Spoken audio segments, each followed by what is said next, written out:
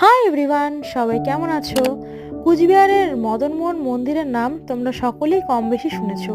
এই মদনমোহন মন্দিরে রাস পূর্ণিমার দিন থেকে রাস উৎসবের সাথে সাথে বহু পুরনো রাসমেলাও বসে। আমাদের নর্থ বেঙ্গলে সবচেয়ে বড় মেলাগুলোর লিস্টে কিন্তু আমাদের রাসমেলা। কুচবিহারের রাসমেলা কিন্তু অনেক ফেমাস।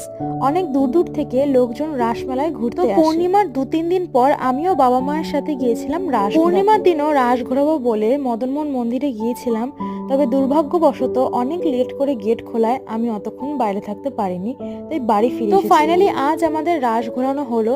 আর আজ মন্দিরে বেশ ভিড় ছিল। খানিকক্ষণ ওখানে সময় কাটিয়ে আমরা চলে আসি মেলার মাঠে। আমাদের এই রাস মেলা কিন্তু 15 দিন ধরে অনেকটা বড় এরিয়া জুড়ে হয়। মেলাতে কিন্তু অনেক দূর দূর থেকে সোয়েটার, জামা কাপড়, কসমেটিকের দোকান আসে।